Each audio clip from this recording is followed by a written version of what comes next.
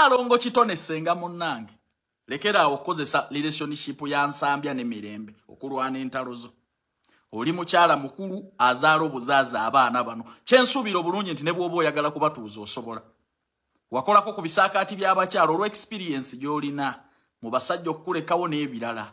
N'obatuuza ng'eyo okubayigiriza emmizi n'ebirala. Olwaleero oli ku bufumbo bw'abaana ku internet omudomo oguzza wano oguzza wali. Nalongo kiki? Bwe tolaba nti tukuliridde mazima. Okutandika okunoonya likes ne social capital mu nsonga z'abaana be tuzaala.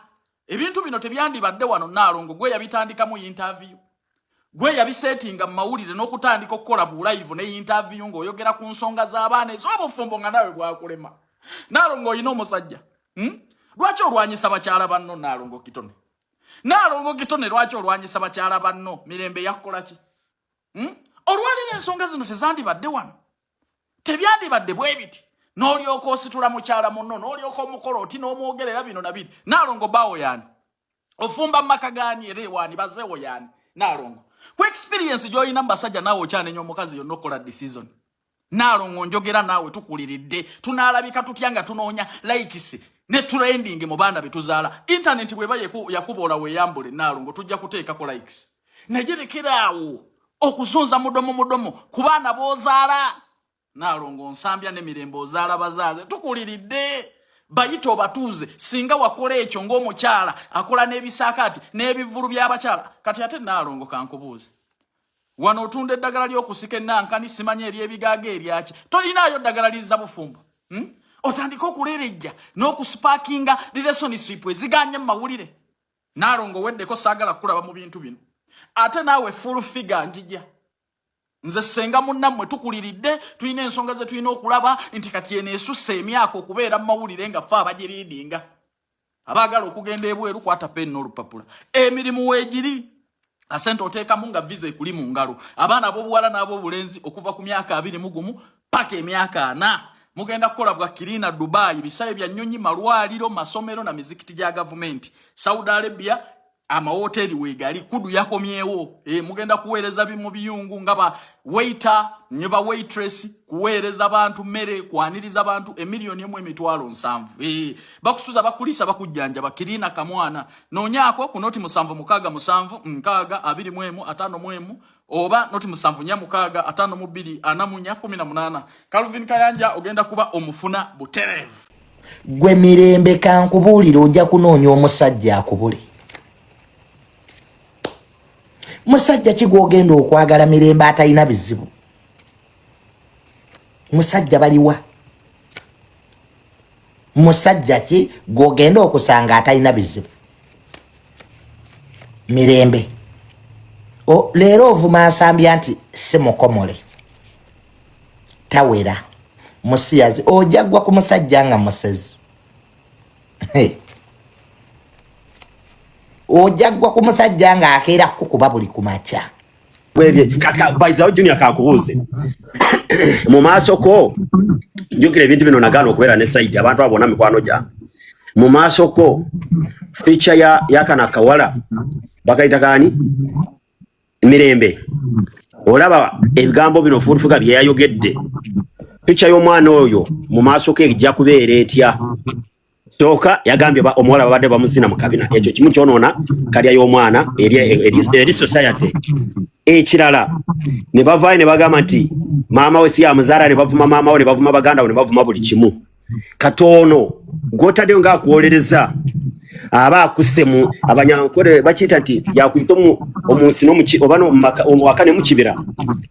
Bakwonoonye eri society, bakwonoonye eri famire yo. Kati feature yoyo omwana mu maaso ke genda kubeera etya? Mbuuza, I'm asking. Anti ye full figure okuvaayo okuvuma Nsambya. Basooka bawaayiriza full figure anti yabasaba $5,000,000. Mbwate muganda wa Nsambya nti n'avaayo ate n'avuma full figure. Kale full figure naye yabadde yeerwanako. Anti yeerwanako. Soko otize Junior. Njagala onotinge ku nchengeno. Yeerwanako naye gwalwanirira. Amuleseewa, amutaddewa. Ekyo nkyembuuza. Kati my sister full figure tumujjemu banga ye sagala nvumenze kati bye byansambya n'emirembe golaba wamma kwabona mikwano gyo nze njagala baddingane bawasingane kwaje beekwanira tetwaliyo bewase bakole business yaabwe nze kyembagaliza tewali kirala baddingane naye ng'olaba kyasobola okuddingana ku ebyo byonna ebyama ebyavuddeyo Nsambi abadde amaze n'omukazi w'emyaka 3 myaka 3 myaka 3 nze gyemanyi 3 mwenga temunaawo kutegeera baalubona naye nga beekubireyo mabbali naye emyaka giri 3 ng'ali naye kati ku myaka 3 omuntu yeebase n'omuntu okumala emyaka 3 mwene mujja ne muleeta mudayo evundiza naye banaye bantu mu abawolereza abantu musooke mulabe emyaka gye muyina n'abaana bammwe be muyina mu bwe muba ng'owolereza Nsambya olimu ogenda diipu nnyo eri Mirembe bw'oba owolereza Mirembe olimu ogenda nnyo diipu eri Nsambya abantu mu abali wakati w'abantu abo abamanyi obuzibu bwavuddewa wamma obutuufu obwabaawudde obuzibu nze kwa nali ne Nsambya agamba obuzibu bwava kwoyo omuwala gwe bayita oba yehomu biki yaleeta obuzibu butyo kale yateekamu oli sudi ntanobe happy home exactly happy home ye yateeka sudi Mirembe nti bwekiri yateekamu sudi bwekiti wekyali kozi yonna we yava neera nabuuza Nsambya oba bya bizinesi waliwo we mwafuna obutakkanya mu bizinesi mwagala kwawula buli omwafuna ekikye n'agamba no obuzibu buva ku muwala oyo biki byagamba Mirembe sibimanyi ne Nsambya naye tabimanyi ye Nsambya agenda okulanga omuwala atakyasula waka asula wa happy home bwebiti bwe byatandika wallahi billah era Nsambya n'agamba oba omuwala bamuloze ye nga kyamanyi era nga anoonya amalwa gundi kyaki ebyo abo abantu abasabira abantu nga ye kyamanyi kati obuzibu bwava ku happy home exactly nze njogera kye baŋŋamba so kugamba Mirembe bigambo ku Nsambya n'amugyayo n'amutwala ewuwe nga gy'abeera Mirembe abadde abeera wa happy home nga gy'asula ng'abeera naye ati akozi we yatandikira naye mu byonna nze kyensaba Junior abantu bano abatabaganya oba bano batiimu omuntu alina ebyokukola ofuuka otya nti nze ndi tiimu gundi kale oli tiimu gundi tetuganye naye weebuuza ekigambo kyogenda okwogera ku Nsambya kirekawa Mirembe oba kirekawa Nsambya abantu mu abalina zitiimu abalwanirira abantu bano mwogere ebimu mwerekereze mubeeko bye mulekereza olubuto lwammwe buli kimu ojja kuleeta oteeke mu bantu buli kimu leeta oteeke mu society ebimu mwayiseewo osobola kuwasa omuwala n'omusiyaga okumala emyaka 3 ng'oli naye gumu 2-3 awo kanze mbuuzizza kisoboka gumu 2-3 nga bali wamu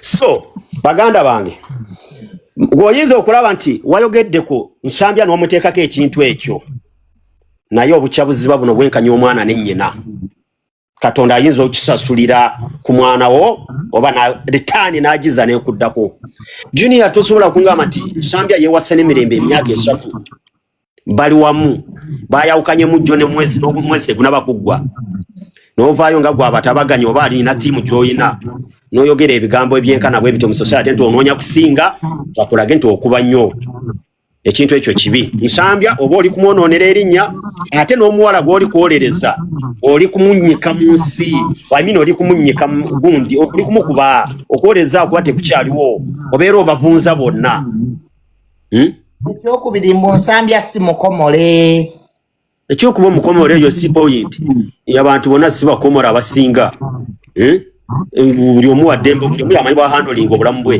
bw'aba si mukomole yamanyi ekyo ago si mawulire abantu gye bali abatali bakomole ate nga weebali basurvivinga babeerawo mu nsi ate okubeera omukomole ogenda wali ne bakukomola tekitwala na mwezi kuwona ekyo kiri mayina okugenda mu ddwaliro ne bakukomola kitwala oddakiika emu ate okuwona tekitwala mwezi I know yes so ago si mawulire but ate nze kyendaba mu byonna ekintu kye bagambye eky'okusiyaga kintu ekyo kigumu ate kibi.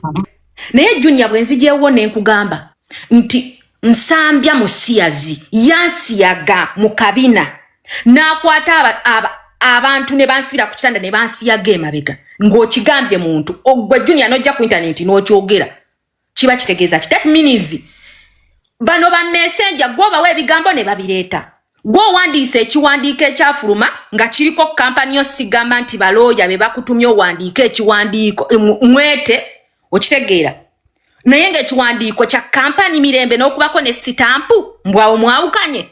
Which kind of bogus is that? That is bogus. Junior bwembandi naawe nga tweyagala twafumbiriziganywa enfumbuliganya nga twafumbiriziganya mu nkukutu. That means tugenda kuddayo tubikole mu mateeka twawukane mu mateeka. Sigenda kuddira kampani je tukolera ate je yegendo twawula kampani si yeroya. Oshegera bana abakazi bali nabo abafuyi b'emmindi kati abo bonna bali nabo n'abamusomera ekiwandiko bonna bafuyi ba mmindi. Bafuyi ba mmindi Mirembe abakazi bali nabo abamuwa amagezi bafuyi ba mmindi. Bafuyi ba mmindi yasoma ekiwandiko afuwa ya midumu 3 emmindi naye olowooza bagifuyirani. Bagifuuyira oyo omukyala. Mukyala mukulu naye tasobola kwebaka ku ppira okulowooza nti kyakola oba atambulira mu kkubo ery'ekikiza oba mikwano gye gimutambuliza mu kkubo ery'ekizikiza. Gye tuva n'ekyebutulaga Junior omusajja taswala gwaswala era gye tuva n'ekyebulaga essawa ya leero mulabe ebintu bimutoolako 80%. Bwebanga 100 ku 100 asobola okugwa 50%. Nsambi agwa kina agwa kwetoolako 3 n'asigaza 8. Odota n'ogamba full figure n'omunyumiza ebibozi by'oku TV yo gyowoza TV n'omugamba nti nsambya yansi yage emabega. Full figure ky'omugambye kyayatula. Njagala mumbuulire omwami oyo bw'asituka n'agenda n'awaaba omusango ogwo baleeta obujulizi kuba ogwo omusango gusobola okugejja.